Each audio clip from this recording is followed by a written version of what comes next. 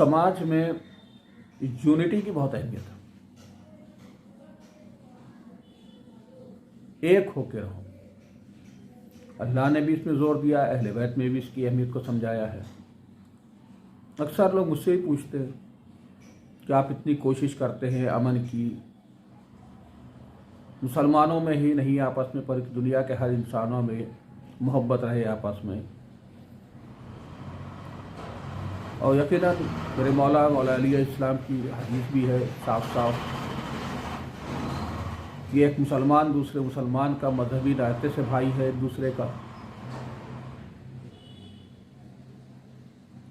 और इंसानियत के रिश्ते से जो आपके मुसलमान नहीं है वो भी आपके भाई हैं। बहरहाल दोनों भाई हैं, दोनों के हुकूक है एक दूसरे पर। आपकी नीयत में यही होना चाहिए कि हम सबकी खिदमत करें, सबकी खुशी का ख्याल रखें।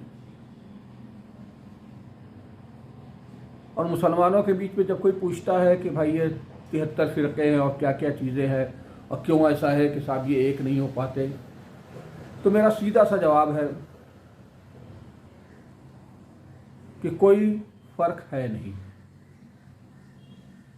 इन फ़िरक़ों की वजह कुछ और नहीं है, सिर्फ कुछ नाइंसाफ़ियाँ हैं और इल्म की कमी है।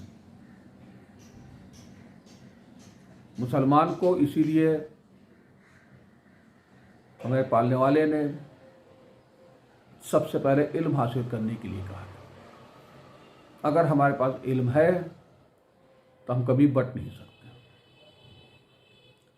एक ही कुरान, एक ही रसूल के मानने वाले, अहले बैत की इज़्ज़त करने वाले सब, फिर भी फ़र्क यकीनन जहालत की वजह से है, बाकी और इसमें कोई फ़र्क नहीं है।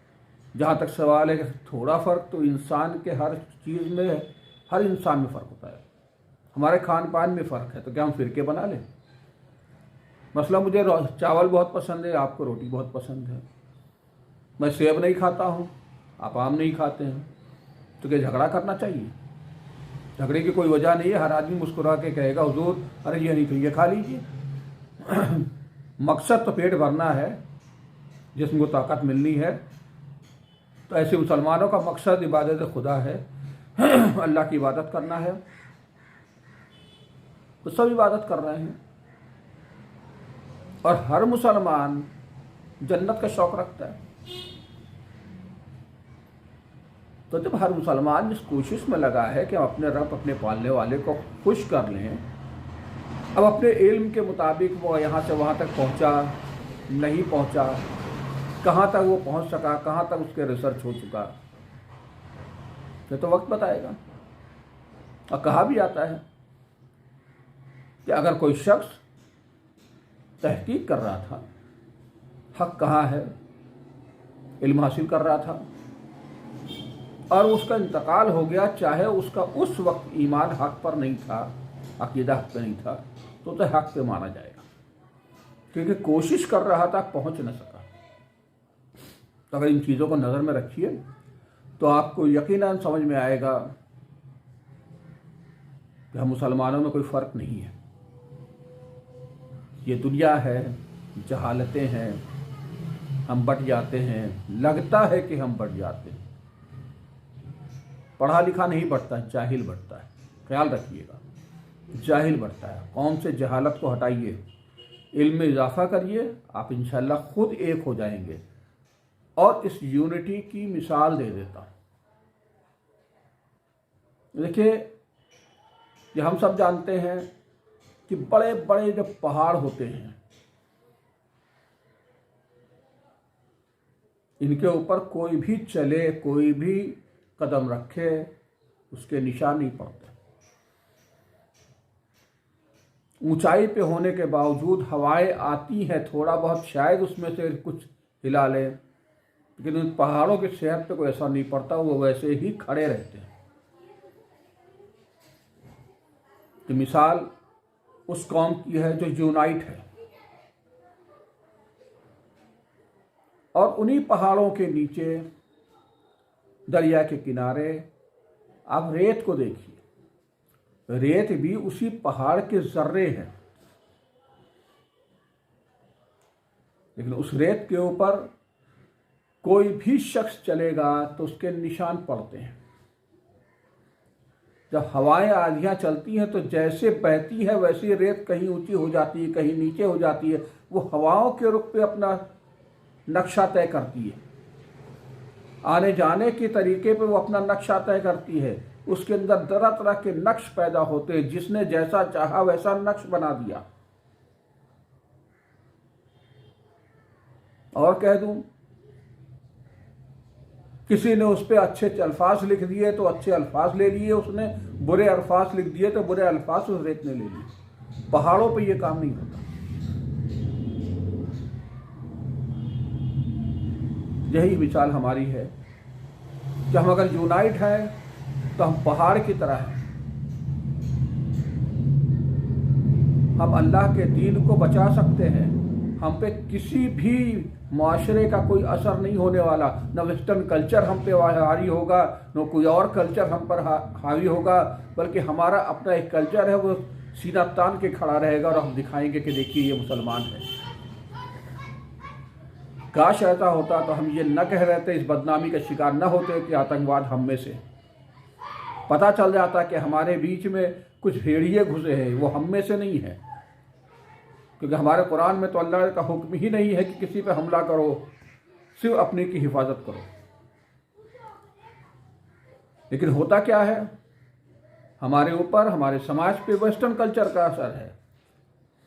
हमारी बेटियां, हमारी माएँ हिजाब से परहेज करना चाहती हैं, कुछ हिजाब छोड़ना चाहती हैं, कुछ को लगता है ये तौहीन है। वजह ये है कि हम रेत हो गए हैं। जब कोई हवा वेस्टर्न कल्चर की आती है, डांस म्यूजिक वाली, तो हम उसको ही बेहतर समझने लगते हैं। जब कोई हवा शराबियों की आती है तो हमें लगता है वो एक दो पैक पके एंजॉय करो। जब फौशात की आती है लहर तो वो निशान छोड़ जाती है हमारी कम्युनिटी के ऊपर, क्योंकि हम बटे हुए, हम एक नहीं हैं। हम एक हो रहे होते तो हम अपना दीन भी बचा के रखते, अपनी तहजीब भी बचा के रखते।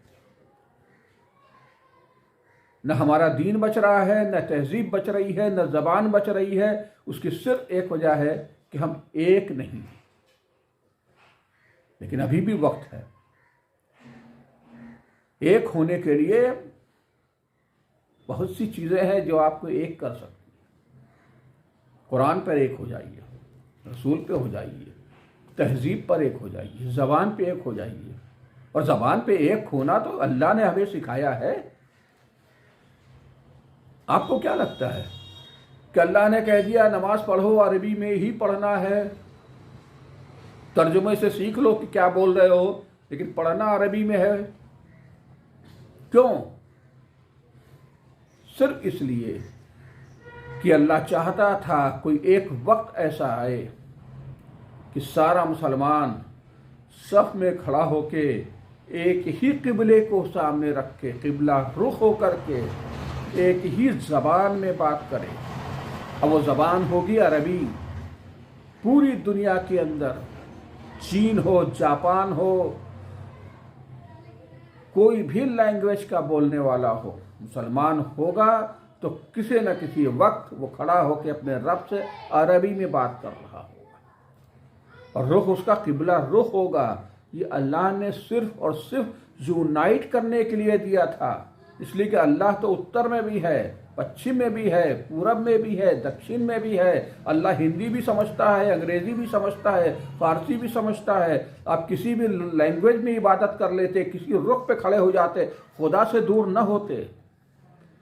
लेकिन खुदा ने कहा है मेरे बंदे आ जा, एक ही रुख में पूरी दुनिया का मुसलमान हो जाए और एक ही बोली में मुझसे बात करे। इससे अच्छा क्या पैगाम हो सकता है कि अल्लाह आपको यूनाइट करना चाहता है, एक करना चाहता है, और हम बिखरने पे आमादा हैं। तो अगर हम बिखरने पे आमादा हैं तो यकीनन हमारी बर्बादी तय है। इसलिए फिर कहता हूँ, यूनाइट हो जाइए, एक हो जाइए। छोटे छोटे नज़रियात के इख्तलाफात, इन चीज़ों को छोड़ दीजिए। हर शख्स का ईमान जाने। मेरा फ़ैसला मेरे ईमान के मुताबिक होगा, आपका फ़ैसला आपके ईमान के मुताबिक होगा। मिलजुल के रहें, खुश रहें, एक रहें, पहाड़ बन के रहें।